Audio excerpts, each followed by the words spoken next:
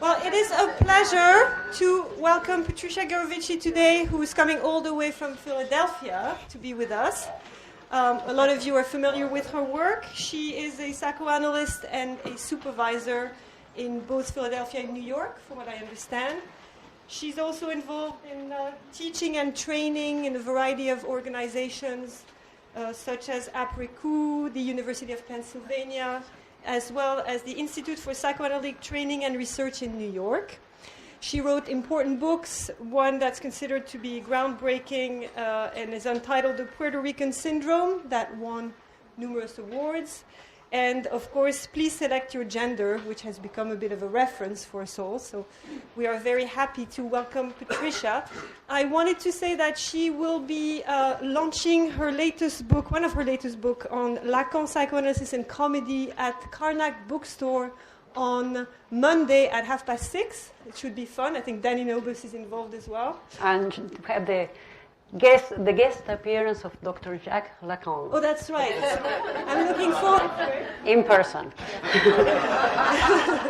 And Patricia's latest book, her new book, is entitled Psychoanalysis Needs a Sex Change, Lacanian Approaches to Sexual and Social Difference. It's forthcoming. And today, her paper is Jaywalking, Is Psychoanalysis Ready for a Transition? Thank you. Thank you for the kind invitation. And I'm very happy to be here. This presentation comes at the perfect time for me. I just completed the manuscript that follows up on issues that I develop in Please Select Your Gender. I always say that the couch is like a window through which we at times get to see things happening in society a little before we read about them in the news or we see them on TV. And is guided by what I hear from the couch is that I produced this book whose title also is in transition. This is the final title. You read the working title was Psychoanalysis Needs a Sex Change. And now this is the final title, Transgender Psychoanalysis. I broadened the scope of issues I developed before, and maybe it's a little what I want to share with you today to explore together whether or not when we hear an analyst presenting questions about gender, what is this question about? Is it about gender or perhaps about something else that I hope to develop today? So as a starting point, I will make a confession. Psychoanalysis has a sex problem in more sense than one. Historically, psychoanalysis has taken a very normative position, facing, of course, not normative manifestations of sexuality, but also facing trans manifestations, trans expressions. And unhappily, nothing could be farther from what we see in the practice. So what we hear, in a way, and all the clinical material challenges this idea of normality. It's a little what Danny Nobus says. The question is, how come somebody could have a normal sexuality? We cannot explain that, so how could we talk about pathologies? We're living right now what we may call a transgender moment that is changing our notions of gender, sex, sexual identity, and it's an evolution that has the potential to reorient psychoanalytic practice. Psychoanalysis is due for a realignment, and the moment is now.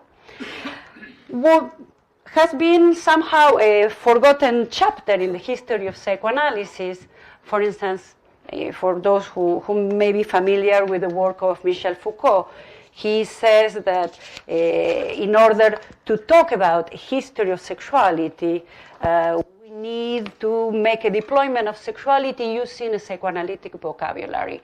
And Tim Dean and Christopher Lane see this characterization as if the whole book, The History of Sexuality, was in fact a history about psychoanalysis. This connection between sexuality and psychoanalysis in the history of transgenderism is not just situational, it's foundational.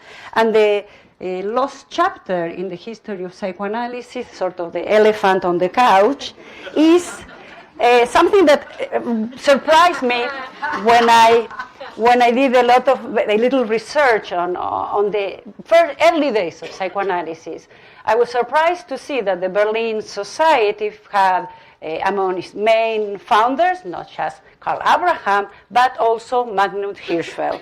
And for all those who may know, Magnus Hirschfeld was considered the Einstein of sexology, and it was somebody who had not only a big importance in terms of his role as a theories of sexology, as an innovator, but also as an activist.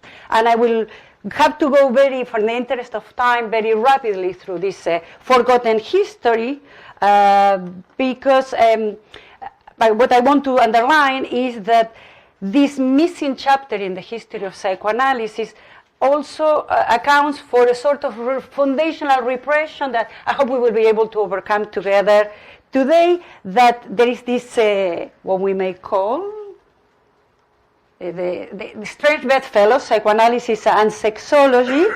And if we go back to this origin, where at the early stages of the psychoanalytic movement, both sexology and psychoanalysis were closely collaborating, and for Freud was very important when Abraham was corresponding with Freud. He was a little hesitant whether or not, when psychoanalysis in the early days was in a precarious position in connection with a wider culture, was it advisable to work with a figure that was also controversial, like Hirschfeld. And Freud felt that it was crucial for psychoanalysis to engage with that type of political activism. And this, unhappily, is something that was not continued. Here we have Hirschfeld. This is the first international meeting of the Psychoanalytic Society. Hirschfeld was received as a honor guest, as the specialist in homosexuality, and was very warmly welcomed by Freud. Unhappily, that wasn't shared. Hirschfeld's work was very prolific in Germany. This book, for instance, took 90 years to be translated into English. So we see that the resistance is not only within the field of psychoanalysis. Jung objected to Hirschfeld's open homosexuality, and for reasons that are not very clear, Hirschfeld abandoned the Berlin Psychoanalytic Society soon after the Weimar gathering.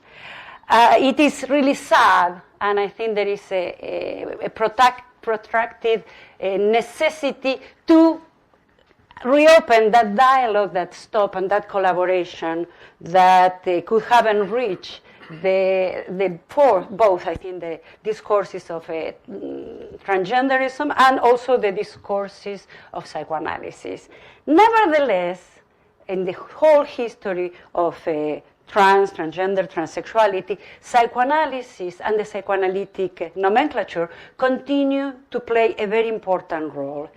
And I will move maybe to one case that I find exemplary, and very early cases, I think, for what I found, one of the earliest cases of a psychoanalytic treatment of somebody who, in our everyday language, would say was presenting gender trouble.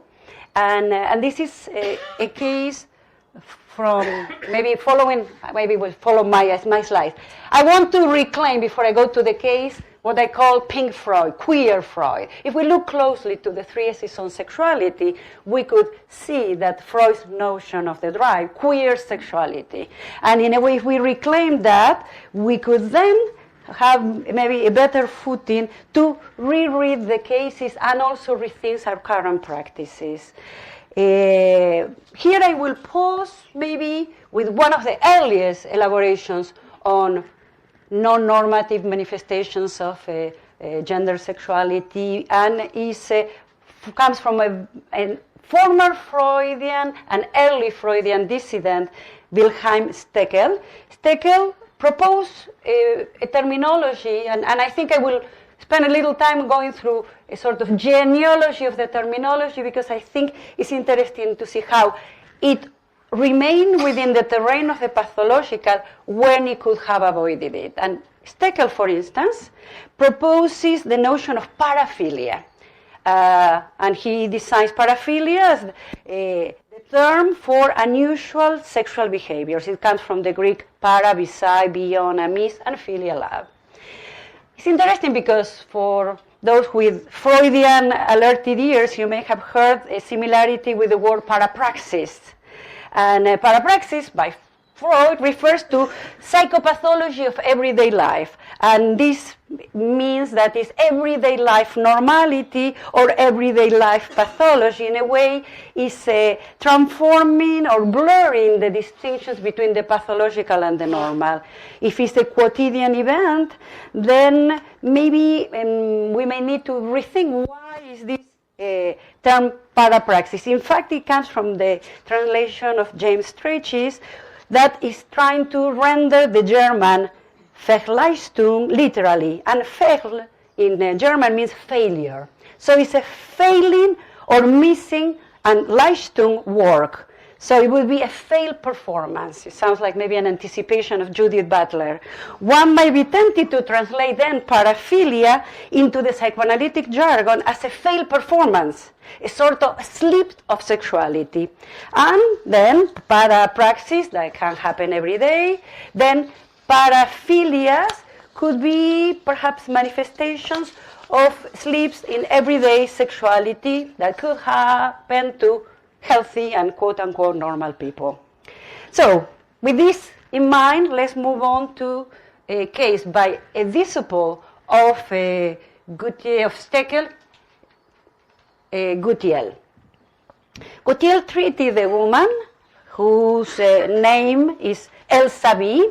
in the early 20s. And it's interesting that she saw Gutiel only for 33 sessions. We see that in that sense, Gutiel is very Freudian because Freud invented brief therapy. I don't know if you are familiar with that. There's a text from 1913 in which Freud apologizes. He says, "Oh, I'm really sorry, psychoanalysis is very long, it's very tedious, the results take a very long time to be seen, 6 months, at most a year, in very severe cases a year." So within that tradition, we could even say that Woody Allen type of analysis 5 times a week for 30 years is not Freudian analysis. Or not analysis, but that's another discussion. So, Elsa comes to see Gutiel with a motivation that is not very different from motivations we may see today in the office. She needed the endorsement of a specialist in order to have a permission to wear male clothing in public. Under no circumstances, Elsa expressed, she wanted Gutiel to, quote, destroy her sexual inclinations. This requirement makes us aware not only that Elsa wanted to protect her source of sexual enjoyment, her particular sexual strivings, but also that she didn't think that what she was presenting was any pathology that needed to be questioned or modified. And I quote, Elsa could give us, I think, the most precise diagnosis we could expect, and we hope a good clinician could deliver. She said she wanted to live a more human and happy life because, as she argued, her sartorial preferences actually did not infringe upon the rights of anyone. Early in the treatment, Elsa, whose condition was, as she said, as doubtless constitutional and perhaps abnormal, but not in the least pathological, shared her expectations about the outcome of the treatment in quite a clear manner, saying, "I cannot imagine my condition being curable. If anyone came along now and told me that he could make me feel like a woman, I would reject this offer." End of quote. Elsa works with Gutiel. Eventually she succeeds. She gets the permission to wear male clothes. In practice, where the treatment derails is at the moment when Gutiel tries to give an explanation of the theology of Elsa's manifestation. And in a very twist turn of, I don't know, how to push the theory, Gutiel's theory, which is in a way following Steckel, is that in fact Elsa was wearing male clothing not just because mother wore the pants at home, but because in fact she had an heterosexual drive. So strong was her penis envy that if she was going to have sex with a male partner, castration may push her to sort of a murderous attack of the male organ, so she needed to take a female lover to protect herself from her aggression. we cannot blame Freud for the excesses of his disciples. And even though, well, the explanation, of course, makes us laugh, what I want to maybe rescue from Gutiel is that for what we see in the case, he was not trying to be pedagogical or modifying. He then, in a way, goes astray when he tries to render an etiology, because I think this is the problem we face in psychoanalysis. When we want to try to normalize and produce these sorts of etiologies, we will produce jokes and you will laugh. So I will go on to move on a couple of decades to maybe 1949, when there is the emergence. I did a little follow of the genealogy of the word transsexual, transgender, transsexuality. And even though Caldwell is the one that is often given credit for inventing the word, was already used in 1923 by Hirschfeld. What Caldwell does is that the spelling, in a way, goes back in Latin, in the Latinization of transsexualis, refers back to Krafft-Ebing, to psychopathia. So we are back to the psychopathological field, and the domain of the pathological will remain, unhappily. I will go fast through Caldwell, who I think the only thing I will mention is that he became a popularizer. He had a column in a newspaper, and he was, on the one hand, cashing, because he made a lot of money with this, on the scandal and the transgression implied by somebody changing sexes, but also doing something very American, which was proposing the idea of self-improvement. And he was presenting a sex realignment as also a form of improvement, a better version of be yourself and in a better version. And then I will go rapidly through the person who made transsexualism, we spell with two S's. The spelling of Caldwell could be with one S or two. It's used both of them. Thanks to the father of sex change that he's known, Harry Benjamin, an endocrinologist from Vienna and a follower of Hirschfeld and also of Eugen Steinach, who was the endocrinologist who was able to identify the sex change gonads, producing very dramatic sex changes in guinea pigs, and also somebody who did an operation that was the Steinach operation that promised rejuvenation and was extremely popular in the 20s. Benjamin aligned with this biological destiny for gender and gender identity, which is hard to put these two together in one sentence. However, Benjamin, on the one hand, and I think this is one of the interesting tensions in the history between psychoanalysis and transgenderism, that I will maybe stop here before I go to Stoller, is that what I will underline from Benjamin, and I'm going very fast through a long and complicated story, and please, in the question time, we may perhaps go back to the gaps in my chronology if any of you has any question about that. What I want to underline about Benjamin is that Benjamin, on the one hand, believed that transsexualism was not something to be cured, but he could offer a treatment nevertheless. So it was not something that needed to be cured, but there was a treatment for it, so there is already a sort of tension there. And he believed that psychoanalysis could not offer a cure, could not offer an explanation, an etiology, but nevertheless, he gave to the mental health worker, or in that case mostly a psychiatrist, tremendous power in the decision before undergoing, before even starting hormonal treatment or undergoing surgery. The person who wanted to undergo a gender realignment needed to have the permission from a mental health professional. And in a way, this is interesting because it was one of the requirements in the protocol devised by Benjamin that points to a very interesting tension between, on the one hand, a belief in the biological origin. This is the way things are, and we can only intervene at the level of the soma, excluding the psychic, and also a reliance on the expertise of the psychic or the mental health specialist. with this heritage, we have a follower of Benjamin, who is quite well known, Stoller, who took up the developments of John Money, who started not working with people who would present a request for gender realignment, but rather with cases of what was called in the past hermaphroditism or intersex, mostly babies that at birth their anatomical markers cannot allow the physician examining determine whether or not this baby is a boy or a girl. Stoller takes the developments from these gender clinics in the 50s, John Money at Johns Hopkins in Baltimore, and develops the notion of gender identity, sort of psychological, environmental psychological sex, separated from a biological sex. Stoller is interesting because he believed initially in a biological force, a drive determining gender, and he eventually moved away from that.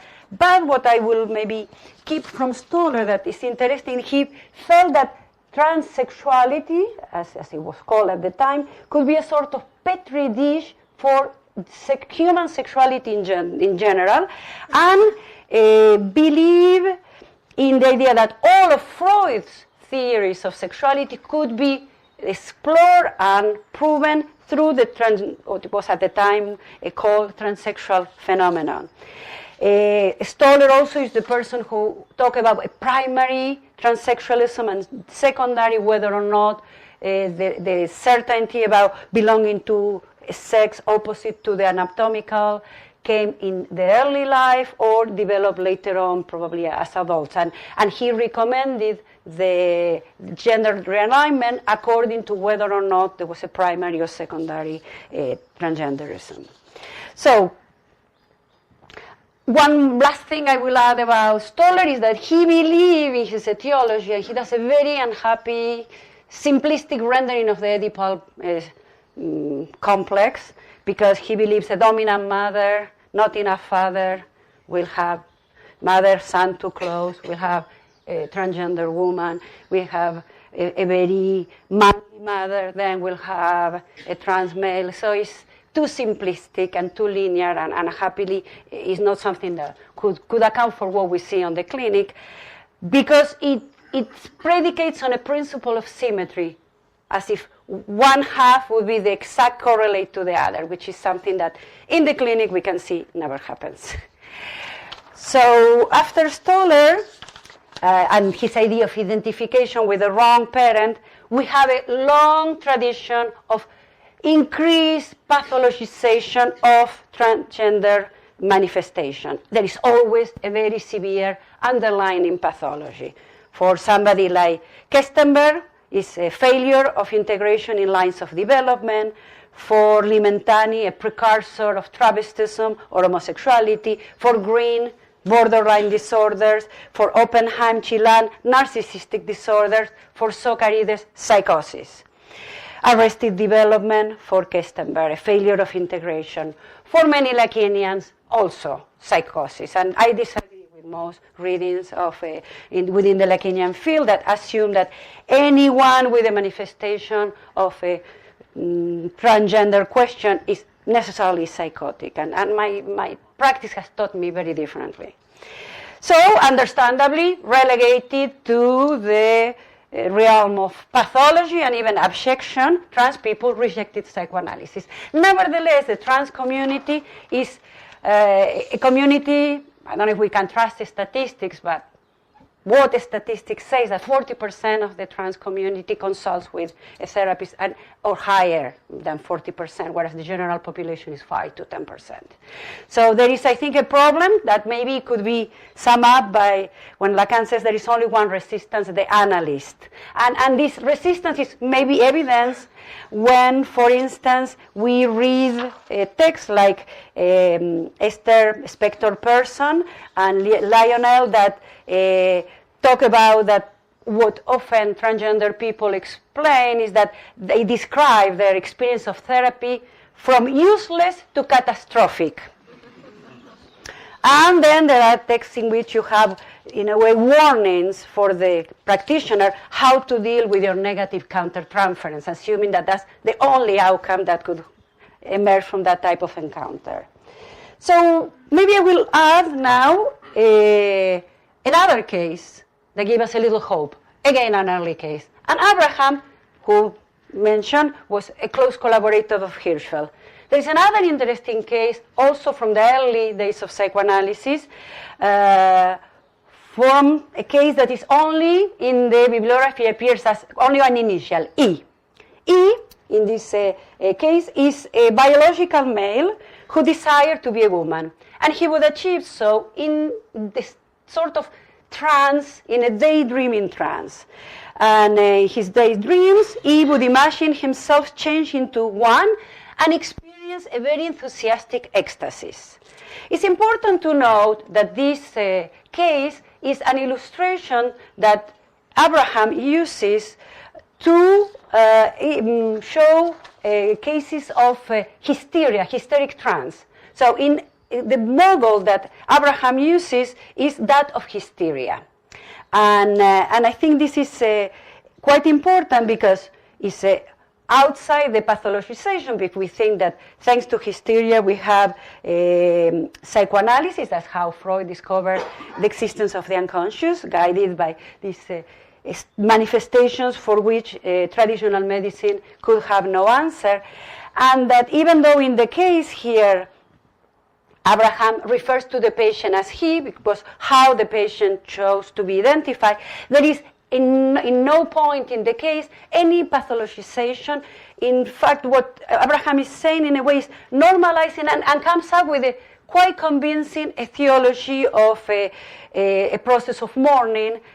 He had lost both parents with whom had a complex relationship too, and in that trance state, in that state of dream or awakened dream, he would be able to withdraw the libido from the external world into this dream quality state and would experience not just ecstasy, but a sort of reorganization of libidinal investment. And there were elements of identification with the mother that Abraham refers to. For instance, he would experience cyclical headaches that would take place almost in a Flesian tradition every 28 days, like periods. And but he would joke about it and say, oh, it was a sort of equivalent to menstruation. And the fact that he could joke about it, I think, is an indication that we are not talking about psychosis, but was more like, as Abraham says, seems to be a case of hysteria, and that there is no element in the intervention of Abraham that could maybe explain the derailment into the field of the pathological that follow after these cases in the 20s.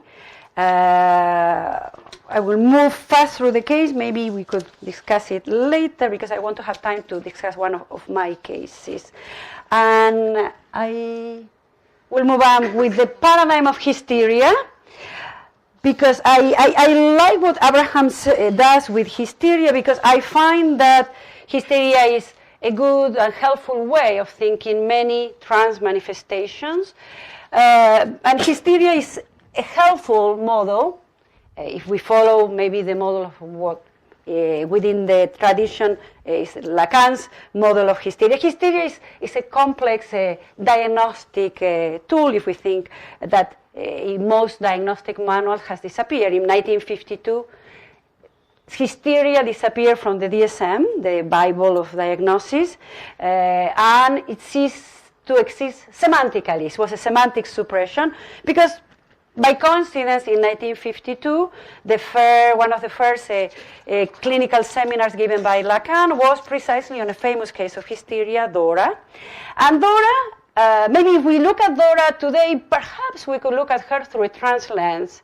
Because if, as noted by Juliet Mitchell in the introduction to the volume on feminine sexuality, she notes that one of the interesting things of Dora is that it's a woman that libidinally, she loves a woman like a man would love. So in terms of identification, she seems to have a virile position, so she is not necessarily, we could say that she's in a way challenging this heterosexual normativity that has plagued psychoanalysis, and also positing the problem that in hysteria there is no instinctual programming, heterosexual programming. And that's, I think, a question brought forth by hysteria. What is a man? What is a woman? Am I a man? Am I a woman?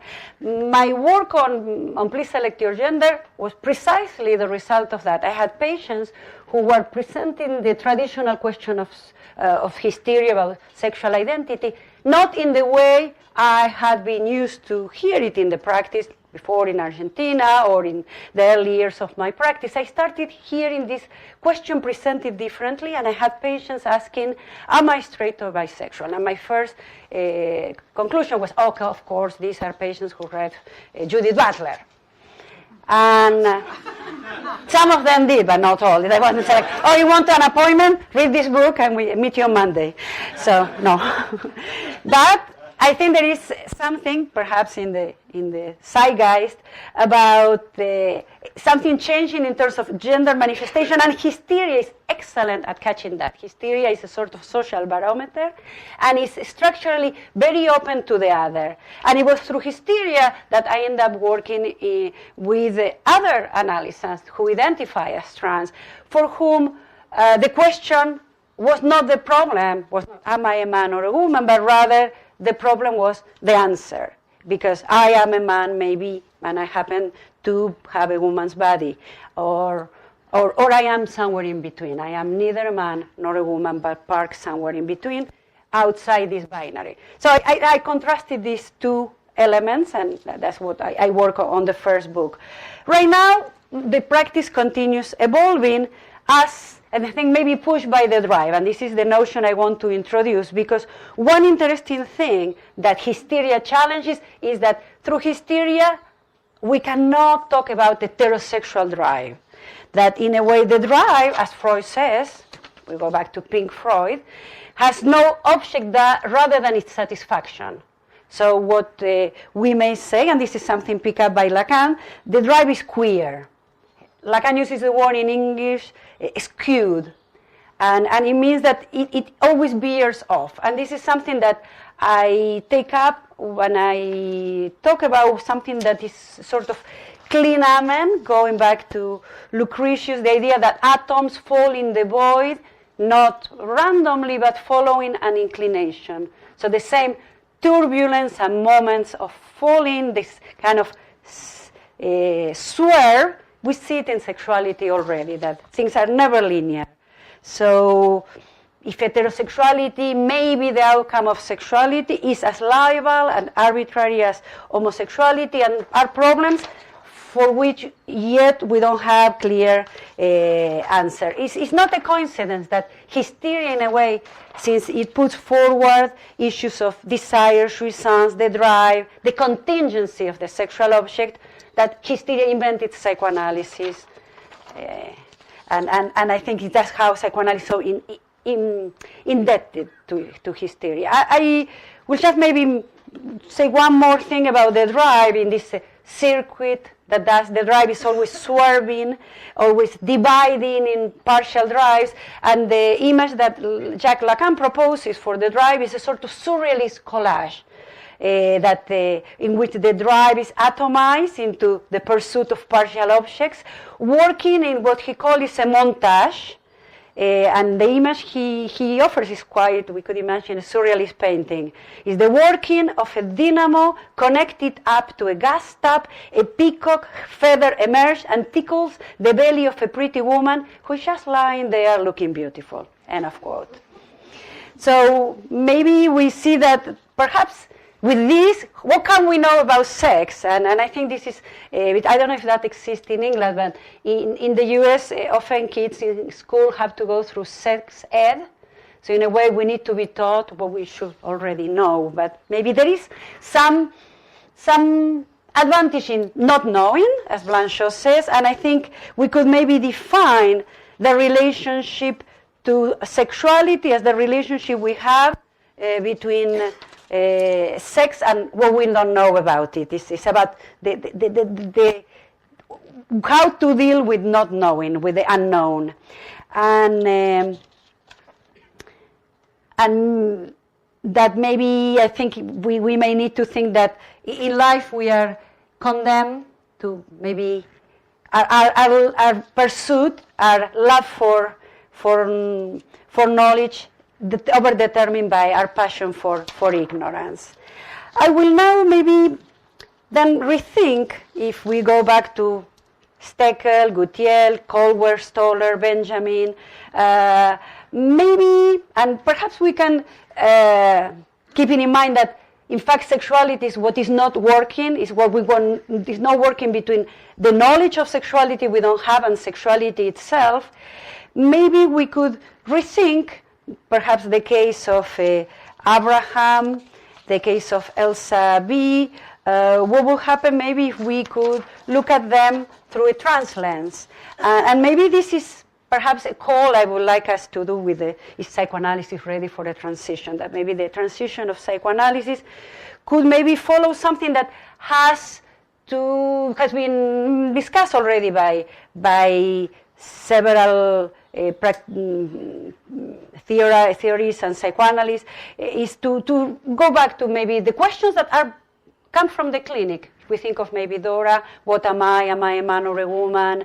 Brought by, for instance, Dora, who is described as a woman with a virile disposition, who is in love with another woman, but thinking in this love from identifying with a man in this position of a virile position.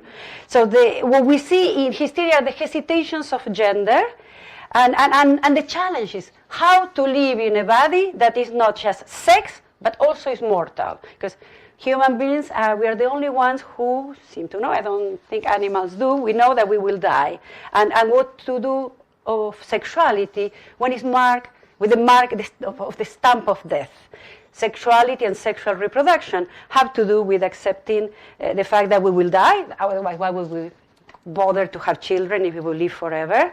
Or also, even if we have children, we are again confronted with death, and we see that in postpartum depression, because even when we may achieve a dream of immortality by reproducing ourselves, we never reproduce. It's not a Xerox.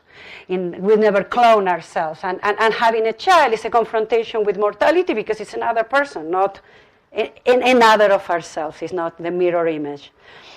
So I would like to take up recent theorizations that call to this dialogue. Can we rethink of psychoanalysis through a trans lens, or can we rethink transgender discourses through the lens of psychoanalysis? What could we produce in this communication? And for instance, we could take up the recent theorizations of somebody like Gay Salamon, who very eloquently called for a reappraisal of psychoanalytic discourse. I recommend her work, in which she does a wonderful amalgamation of psychoanalysis and phenomenology and transgender studies. Or similarly, Shanna Carlson, who proposes a collaboration between discourses, observing that Lacanian psychoanalysis can offer a, quote, richly malleable framework for thinking through matters of sex, subjectivity, desire, and sexuality. And that integration of the two domains can never be the scene of, can only be a scene of fruitful testation of those positions. Already in 2001, Patricia Elliott had warned psychoanalysts against pathologizing the complex process of sex embodiment, arguing that it was much more productive to analyzing. So don't pathologize, analyze.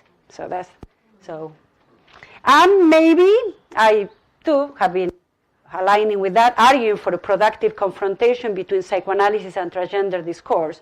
Somebody like Oren Goslan radicalizes this question, proposing that, quote, it could be argued that analytic discourse is inherently transsexual. Well, one wish is that perhaps psychoanalysts would abandon moralistic and stigmatizing attitudes and maybe then offer perhaps a better account of what happens in the clinic. I think clinical material resists any attempt at normalizing and standardizing. And maybe to prove that, I will, just for the interest of time, give you an example of a case of Jay, from whom I took the quote of that I did in the description is, I had no choice. I would be dead if I hadn't transitioned. I would have killed myself. So I want to work on the case of Jay because he was somebody whose trans desire was not just a wish to go beyond the gender binary, but was maybe a strategy to go on living. And was somebody who, interestingly enough, didn't consult because of what we may call gender trouble. He came to see me describing himself as a mild addict. The word addict gave him a place in the world with other addicts, and it was a sort of master signifier. Jay's girlfriend, a cis woman, fought with him a lot. Jay was gaining weight. Everything was oral, all food and screaming. The nickname Jay had adopted for his girlfriend then opened a way out of the cycle of repetitions. Jay would affectionately call Marty Ma, and he had a slip of the tongue, he said, trying to say Ma. He stuttered and said, Ma, Ma. I repeat back to him, Mama? He said, annoyed. Not Mom, not Mama. Jay appeared utterly confused. We ended the session there. At the next session, Jay acknowledged that the fight provided an exhilarating sensation similar to that of his drunken high. This excitement related to the continuous disappointment he had experienced with his father, the parent who was not Mama. His absences made him feel that nothing existed beyond his mother's love. Nothing became an object he searched for in his alcohol and drug-induced highs. Later, Jay noticed that while his nickname for Marty was Ma, hers for Jay was Dumpling. And Jay stopped himself mid-sentence and repeated, Dump. Dump? I asked back. He replied, yes, this is what Ma is doing, treating me like shit. Jay broke up with Marty soon after. The reckoning with the oral and anal object led the treatment to a final move that I would call a sort of symptomatic construction by granting Jay a new name and a better way of inhabiting his body. Jay never talked of transitioning as a destiny, but rather as a survival strategy, as a necessary transformation that allowed him to live. I had no choice. I would be dead if I didn't transition. I would have killed myself. He reflected on his mastectomy. I had surgery, a serious surgery. It has been all worth it. It has had a kind of healing quality. He said that he avoided looking at himself in the mirror in fear of finding traces of a female body. Whenever I'm about to take a shower, other than sex, the only time I'm naked, I am reminded that I was born with a female body. It doesn't feel right, especially with all this body fat I have now. I do not hate my body, just do not like it. I was born female, and now I'm a male. It still puzzles me. End quote. Finally, at this point during the treatment, when I was able to learn about Jay's body, the pains and puzzles of his transition. He experienced a voice, a reproach against his body, which necessitated the transition. But something still ailed him. In a symptomatic resolution, Jay sold his business, paid off a loan to his mother, and started a new career, selling vinyl records which proved quite successful. The voice still addressed him, but now the register of sound and acoustic materiality prevailed differently. Quote, not everybody listens to the music I like, but those who like it love it. I care about this in ways I could not imagine before. End quote. He wanted to leave a mark, make a singular contribution using his know-how, a sort of signature. The new business brought him closer to his father, who up to then had been absent. The father has been for a while a DJ. This made Jay understand that the name he chose was a way of rewriting his father's most treasured activity. In his new business persona, he was known as JJ. He even named the new company J Music, with the captions JJ, the joys of J Music. He went from being called Jessica at birth to renaming himself Jay, and most likely to be known in the music business as JJ. Jay had never heard of James Joyce. However, his son Tom curiously rewrote a Joycean solution. When we turn to the core, we understand that when Lacan says that some transsexuals confuse the organ with the signifier, and this is a malign quote that everybody took to mean that it was psychosis, what he was saying, in fact, was that there was a confusion between the body and the signifier. The body is not tied to the ego. We saw this morning this wonderful quote of Freud that the ego is primarily a bodily ego. So when this happens, something might need to be invented to re-note body and ego. Lacan highlights the clinical value of the symptom considered as a knot, written with K. We can observe the emergence of a new materiality in meaning, a language that seems to abandon the signifying chain. This change will be replaced by what Lacan calls a Borromean knot, insofar as it pertains to writing.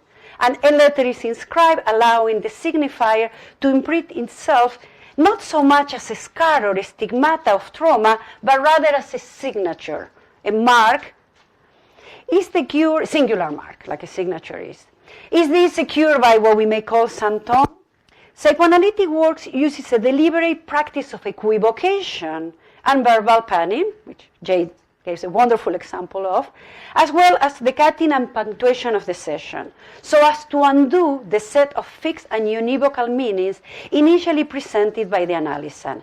Above all, it interferes with jouissance. The symptom, then, is no longer a deciphering of a hidden meaning, but rather the creation of something new. This is an idea that I find extremely helpful in clinical work, where the most varied analysis, but in particular with trans analysis. Applies to cis and trans, but is extremely, or is maybe more evident in patients who identify as trans. They invent a symptom. For instance, a subject trapped in the wrong body can then become somebody. That is, what was before an error or a lethal flaw can be repaired, and life can be lived. The body is no longer a deadly enclosure, and then there is a possibility of a new life. What maybe is common between Elsa B, or maybe a more famous case like that of Schreber, is that today we would call them perhaps trans. And maybe how could we think of these conversions?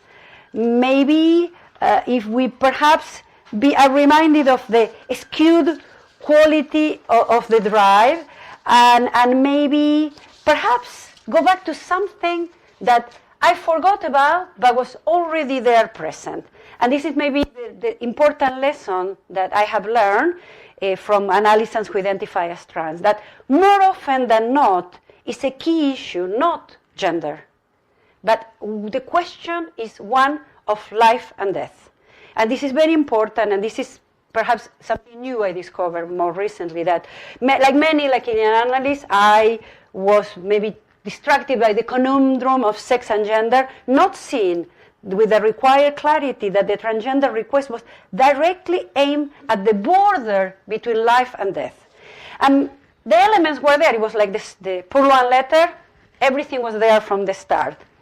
Jürgen Steinach, Harry Benjamin, they developed the sex hormones research before Benjamin worked with sex change.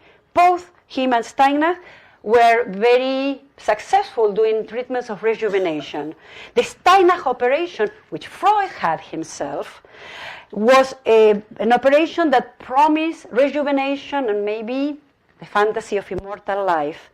But Freud knew, when he wrote Beyond the Pleasure Principle, that, for instance, cancer is a refusal of cells to die. And it's that becomes the killer. So maybe if perhaps in the permutations of this idea of I exist, maybe we need to focus that perhaps the grueling process of gender tradition, the transition, is more condensed in one sentence. I exist. I am. And maybe something of an excess in this existence that becomes supernumerary, an excess beyond the dichotomy of life and death. And maybe it's about the work in analysis, about the embodying the truth of their desire. I will conclude with the background of hysteria. This is a nice Remedios Barro. She's leaving the analyst office. And my title talks about jaywalk, and that would be my last words for this. I was playing on the reverberations of jay and jaywalking, which is a practice that was invented quite recently. With the invention of the automobile, the streets needed to be policed. Then pedestrians could no longer share the road with carts and horses, and a crime emerged, that of jaywalking, which is much more punished in New York, I learned, than in London. And jaywalking is when someone doesn't cross where one is supposed to cross, and there are all these very nice illustrations. The origin is apparently was coined in New York. A jay was what at the time was called a tourist. And the tourists would come to New York and suddenly be taken, this is the Flatiron, 1902 Flatiron building, and captured by this phallic image, would fall under the illusion of the phallic premise, and then mesmerized by this image, not look at the incoming car and maybe be hit. This was a postcard you could buy in New York in 1906. They read Freud. I think they had read Freud at the time. The essays had just been published. So that was the traffic at the time. You see that they needed. There were too many directions. Maybe there was perhaps the fluidity of gender. There we have. And this is a crime. In Singapore, you can know that's an early 70s jaywalking. Then I look at when were one-way streets invented. Apparently, the first attempt at a one-way street was in 1617, in no other place than London. And it was a small street, one-way, an alley. Then there was a second one that dates from 1900, also in London. And then the third one comes from Paris, and it was designated in the 1800s. It was mostly to hold public lectures. So we see, maybe, and that will be my conclusion, that the idea of one way or direction of traffic is a relatively recent invention. Jaywalking is only introduced as a consequence of industrial development of automobile traffic. It's a contingency, it's a result of the drive or the drivers. So then, maybe, to conclude, because often we see in gender transition memoirs, we see often metaphors of transit, of movement. So for those bodies in motion, arriving at a destination is not always granted or given. So being in transit can be a risky business. As an analyst, a formerly homeless African-American transsexual woman, that's how she identified, often told me, she had this favorite joke, and she would always tell me, people talk about seeing the light at the end of the tunnel, but one should be careful. It might be the 6:15 train. So, for sexualities in transit, the question is whether or not one can find oneself on the platform, on the right track, when the train arrives. Thank you.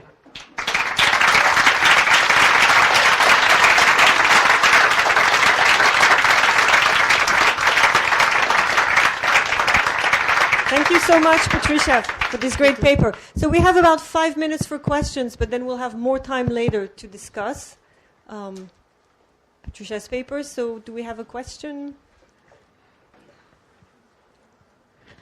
Or are you speechless?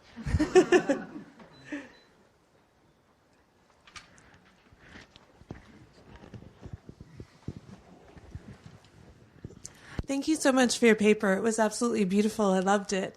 I was wondering if you could talk a little bit more about a place of overlap or convergence between hysteria and transsubjectivity. Mm-hmm. And I was thinking if you were imagining transsexuality as getting to a place between life and death, is that how does that speak to hysteria? I was just wondering if you could overlap.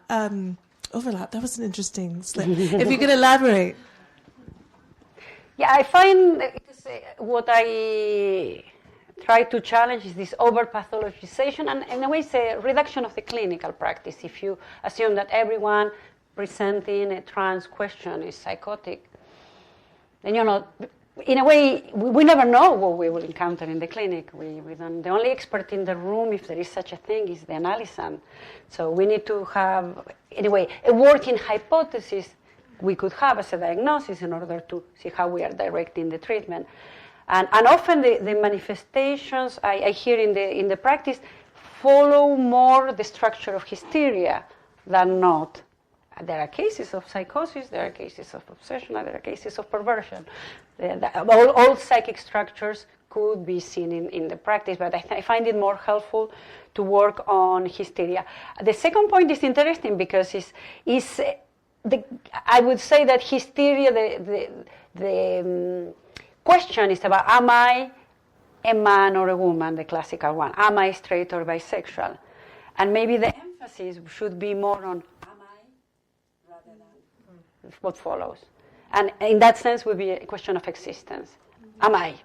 And we live, this is something we were talking before, that we happen to live in a society where in order to exist we need to declare a gender.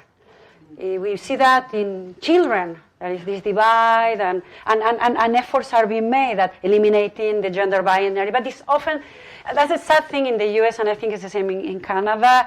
I don't know what's the situation in England, but with neoliberal consumption and late capitalism, it's all transformed into a consumeristic choice. So big stores, big malls, they no longer have pink and blue, but that's because they want to sell more. I don't think this will...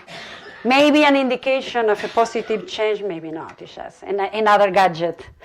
But there is, I think, this big problem that children confront, that they have to declare a belonging to a team in order to exist in kindergarten. And there's this divide around the age of 5, that boys will have to play with boys, girls. And that maybe in the children of the millennials maybe will play differently. Or not, we'll see. But there is, I think, is more, and I think we shouldn't be confused by that. We should read it as a symptom. That is more, am I or not? And that analysis deals more with those issues for which we may not have an answer, I think. Do we have another question?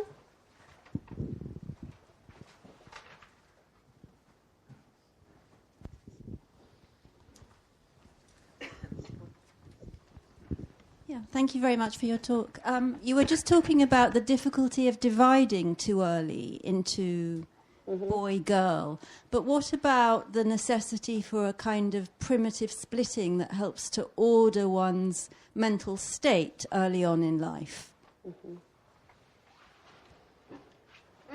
Yeah, you need to maybe educate me more in what you mean by splitting, early splitting. I suppose I mean it in the Kleinian sense. Do you want me to elaborate? Or? Yeah, that's meaning like, yeah. Okay.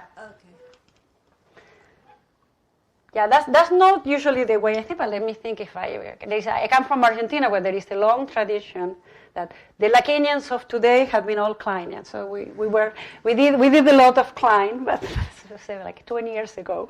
So let me try to see if I can think with you of the idea, if I follow, would be the idea of mourning and the depressive position, and this, whether or not there is a possibility of integration and separation, the idea of the schizoparanoid positions. Is that what you're...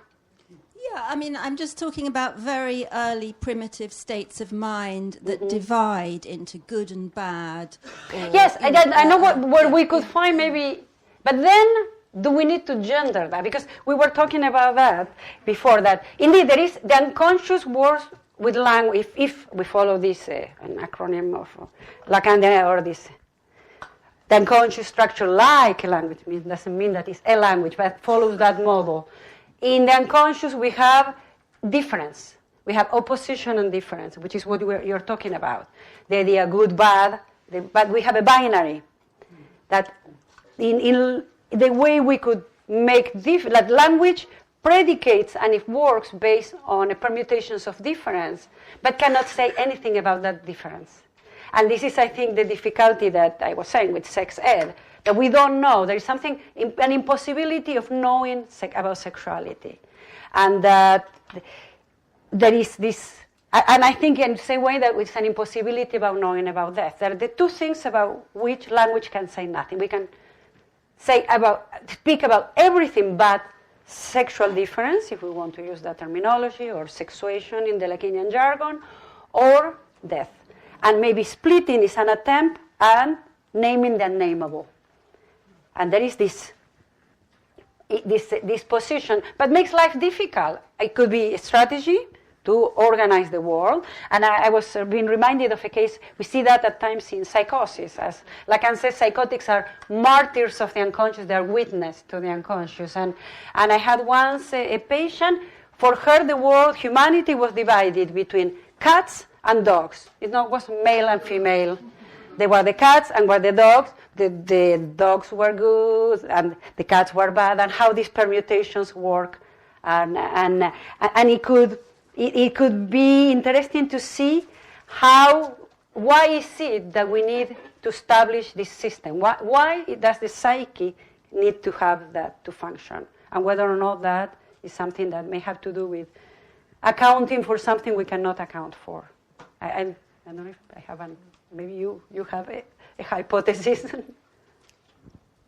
Thank you. Okay, well, maybe we should leave things as this for now, and thank Patricia once again. Thank you.